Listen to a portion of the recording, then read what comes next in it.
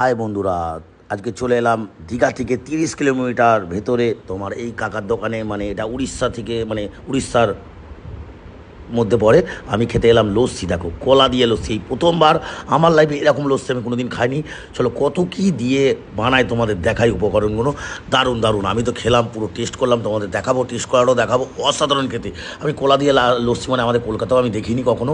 আর লস্যির কিন্তু দাম হলো 25 টাকা করে। আমরা খেতে গেছিলাম, নামটা শুনেছিলাম ওই কাকার দোকানে। অসাধারণ খেতে, আর টেস্ট করছি দেখো, অসাধারণ খেতে। তোমাদের দেখাচ্ছি উড়িষ্যার লস্যি খাচ্ছি এখন। দেখো উড়িষ্যার লস্যি। আমরা দীঘা থেকে 30 কিলোমিটার ভেতরে এসেছি ঘুরতে, আর লস্যি খাচ্ছি। চলো উপকরণগুলো দেখায়। প্রথম বরফ দিয়ে নিল, এরপর দেবে মনে হচ্ছে তোমার এই বরফ দিয়ে মিক্সি চালিয়ে নেবে। মিক্সিটার পর প্রথম ঘুটে নিয়ে তোমাকে দেখাচ্ছি সবাইকে।